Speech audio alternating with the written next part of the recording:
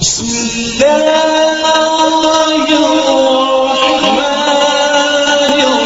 الرحیم صلوا علیہ وآلہ صلوا علیہ وآلہ۔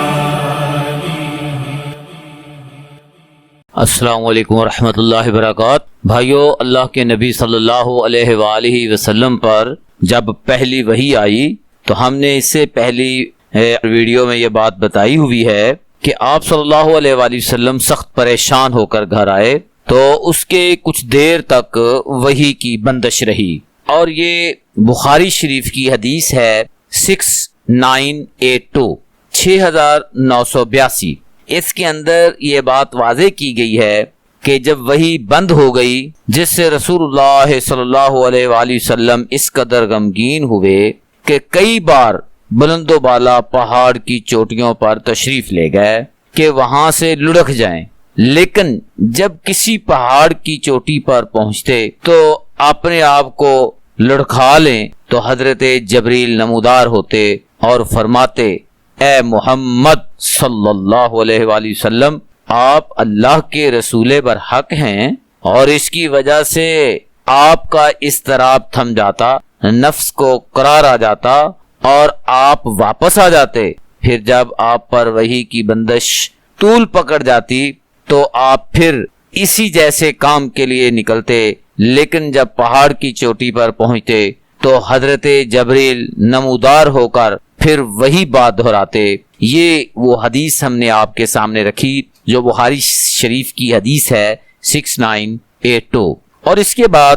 حافظ ابن حجر اور بخاری شریف کے اندر یہ بات موجود ہے کہ رسول اللہ صلی اللہ علیہ وآلہ وسلم کے جو وحی بند ہوئی کچھ دیر کے لیے، وہ اس لیے تھی کہ آپ پر جو خوف طاری ہو گیا تھا وہ خوف رخصت ہو جائے اور دوبارہ آپ کے ذہن میں وحی کے آنے کا شوق اور انتظار پیدا ہو جائے۔ چنانچہ حیرت کے جو سائے تھے جس کی وجہ سے آپ پریشان تھے، آپ کے ذہن میں وہ ایک عجیب سا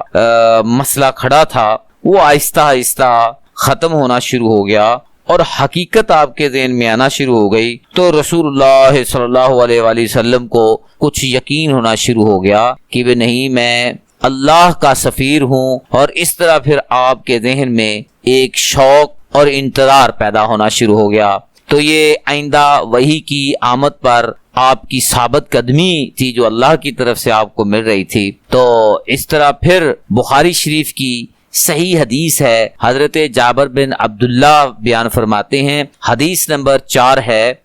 رسول اللہ صلی اللہ علیہ وآلہ وسلم کی زبانی بندش وحی کا واقعہ سنا۔ آپ فرما رہے تھے کہ میں چلا جا رہا تھا کہ مجھے اچانک آسمان سے ایک آواز سنائی دی۔ میں نے آسمان کی طرف نگاہ اٹھائی تو کیا دیکھتا ہوں کہ وہی فرشتہ جو میرے پاس ہرا میں آیا تھا آسمان و زمین کے درمیان ایک کرسی پر بیٹھا ہے۔ میں اس سے خوف زدہ ہو کر زمین کی طرف جا جھکا، پھر میں نے اپنے اہل خانہ کی طرف آ کر کہا، مجھے چادر اڑا دو، مجھے چادر اڑا دو۔ انہوں نے مجھے چادر اڑا دی۔ اس کے بعد اللہ تعالیٰ نے سورہ المدثر کی پہلی 5 آیات نازل کی، اے کمبل میں لپٹنے والے، اٹھ پھر خبردار کر اور اپنے رب کی بڑائی بیان کرو اور اپنے کپڑوں کو پاک رکھو